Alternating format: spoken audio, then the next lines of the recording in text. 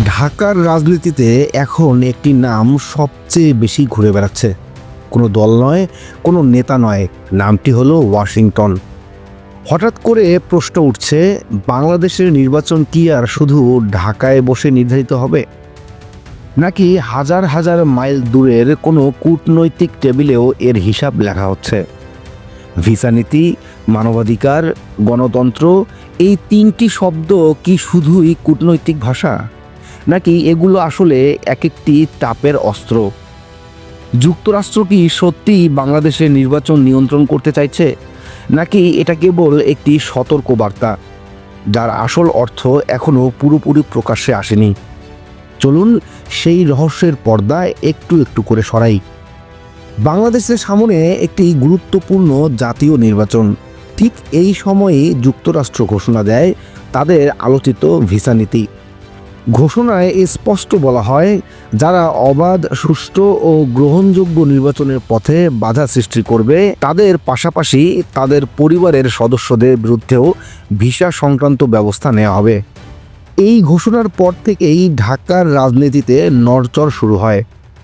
ক্ষমতাসীন আওয়ামী লীগ ও সরকারের পক্ষ থেকে সরাসরি বলা হয়, এটি বাংলাদেশের অভ্যন্তরীণ বিষয়ে হস্তক্ষেপ। বাংলাদেশের নির্বাচন কিভাবে হবে তা নির্ধারণ করবে দেশের সংবিধান ও জনগণ।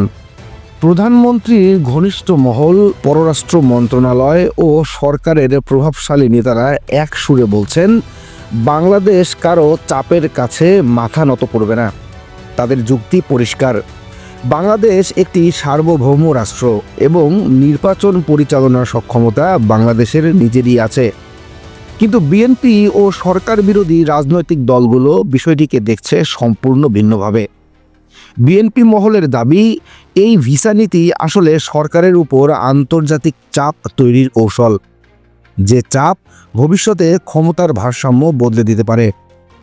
বিএনপির শীর্ষ নেতা তারেক রহমান, দলটির স্থায়ী কমিটির সদস্যরা ও মিত্র দলগুলো মনে করছে, যুক্তরাষ্ট্রের এই অবস্থান তাদের আন্দোলনকে আন্তর্জাতিক স্বীকৃতি দিচ্ছে। আর এখানেই গল্পটি আরও জটিল হয়ে ওঠে। জাতীয় পার্টি, এনসিপি, জামায়াতে ইসলামী সব দলই প্রকাশ্যে সরাসরি কিছু না বললেও ভেতরে ভেতরে হিসাব করছে, কে কার দিকে ঝুঁকবে, কে আন্তর্জাতিক চাপকে কাজে লাগাবে, কে আবার সরকার ঘেঁষা অবস্থান ধরে রাখবে। এই প্রশ্নগুলোর উত্তর এখনও অন্ধকারেই। এখানেই আসে সবচেয়ে সংবেদনশীল প্রশ্ন, যুক্তরাষ্ট্র কি সত্যিই শুধু গণতন্ত্র ও মানবাধিকার নিয়ে চিন্তিত, নাকি এর পেছনে রয়েছে আরও বড় কিছু কারণ? বিশ্লেষকরা বলছেন, বাংলাদেশ এখন ইন্দো প্যাসিফিক অঞ্চলের গুরুত্বপূর্ণ খেলোয়াড়। চীন বাংলাদেশের বড় উন্নয়ন অংশীদার। রাশিয়ার সঙ্গে আছে পারমাণবিক বিদ্যুৎ প্রকল্পের সম্পর্ক। এই বাস্তবতায় যুক্তরাষ্ট্র চায় বাংলাদেশ যেন কোনো নির্দিষ্ট বলয়ের দিকে পুরোপুরি ঝুঁকে না পড়ে, অর্থাৎ নির্বাচন ইস্যুর আড়ালে লুকিয়ে থাকতে পারে একটি বড় ভূ রাজনৈতিক সমীকরণ। একদিকে যুক্তরাষ্ট্র সহযোগিতা, বাণিজ্য, নিরাপত্তা ও উন্নয়নের কথা বলছে, অন্যদিকে বাংলাদেশ সার্বভৌমত্ব, সংবিধান ও অভ্যন্তরীণ সিদ্ধান্তের কথা বলছে। ফলে যুক্তরাষ্ট্র বাংলাদেশ সম্পর্ক এখন দাঁড়িয়ে আছে একটি কূটনৈতিক টানাপোড়েনের মোড়ে, যেখানে বন্ধুত্ব আছে কিন্তু অবিশ্বাসও বাড়ছে। প্রশ্ন একটাই, এই আন্তর্জাতিক চাপ কি কেবল বিবৃতির মধ্যেই সীমাবদ্ধ থাকবে, নাকি নির্বাচনের মাঠে, রাজপথে বা পরবর্তী রাজনৈতিক সমীকরণে এর বাস্তব প্রভাব দেখা যাবে?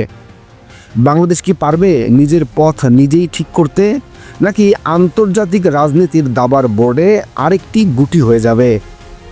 চলুন চোখ রাখি এই গল্পের পরের অধ্যায়ে কি লেখা আছে।